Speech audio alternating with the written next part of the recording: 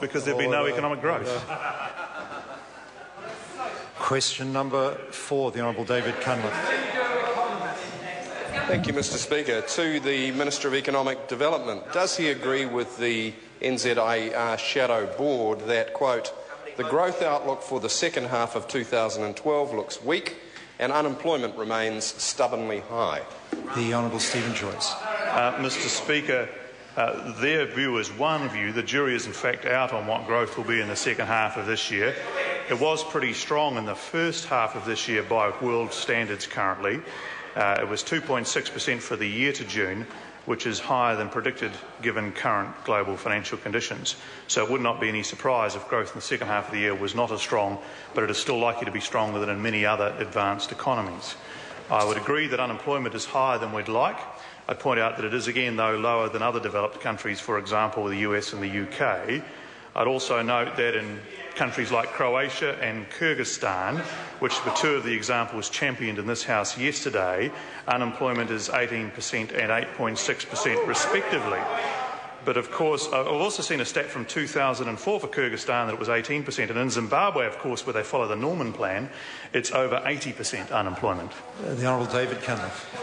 Point of order, the Honourable David Parker. I think that's probably the 6th time this week that Minister, in response, has broken standard orders by accusing the Green Party of something that they aren't proposing.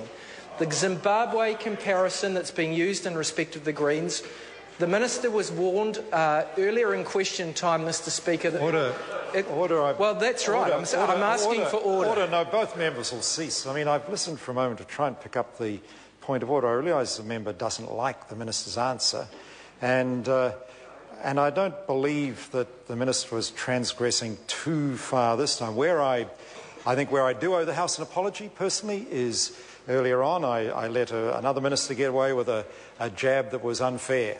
And I apologise to the member where that happened, because it beat me in timing, and that was unfair, and I apologise to the member where I let that happen.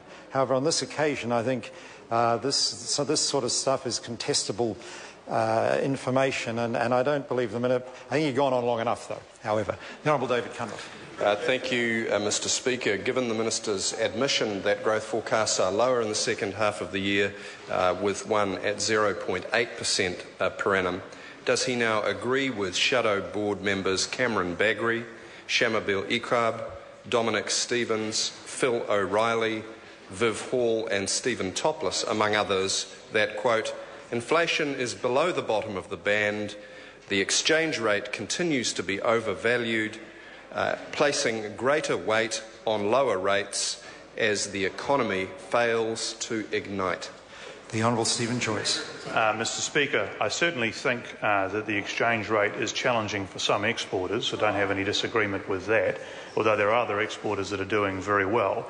I would also note, though, for the member that I think I read a report of economists this morning that said that even if for example, that the Reserve Bank Governor had taken the view of dropping the interest rates today, that it was unlikely to have a significant impact on the exchange rate. And that's because what's going on with the New Zealand exchange rate is much larger forces at work, and ultimately it's about what the world thinks of the respective opportunities for the different economies around the world.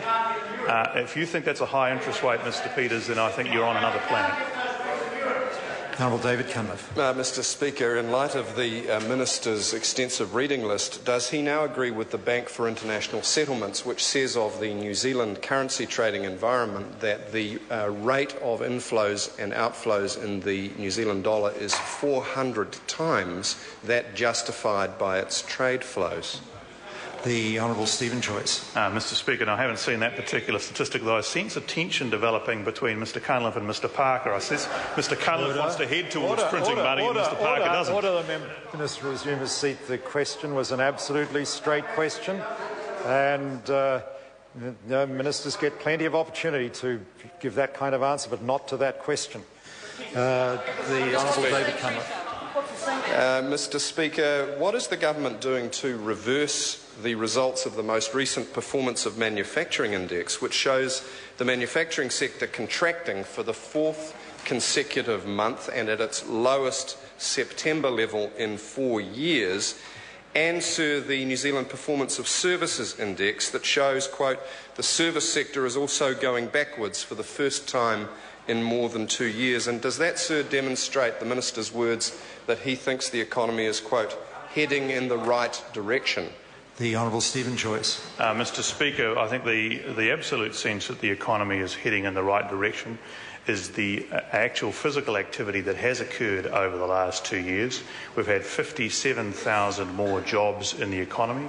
The economy is 2.6% larger than it was a year ago. The New Zealand stock market is at record highs at this point in time, and we're seeing significant amount of jobs being added in a whole range of manufacturing and ICT industries. I'll give the member a few examples to help him with his confidence in that regard. 300 new jobs at Teagle's plant in Henderson, 350 jobs about to start at Marsden Point for the expansion there, 400 jobs for IBM and Unitec in Auckland, around 1,500 jobs at Fonterra's new Darfield plant, and new jobs at organisations such as Orion, such as Douglas Pharmaceuticals, such as a range of ICT companies and manufacturing companies around New Zealand. Order.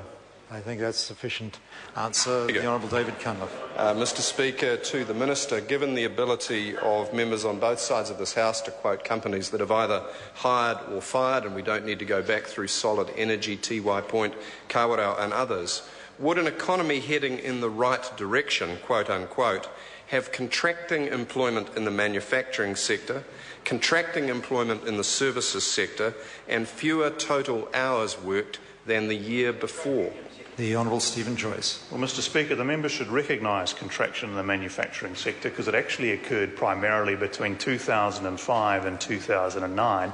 The member doesn't like to hear it, and Mr. Parker doesn't like to hear it, but in the last 2 years, the number of jobs in manufacturing has actually stabilised and slightly grown, and I think that's very encouraging for the New Zealand economy, and it's the first time since around 2005.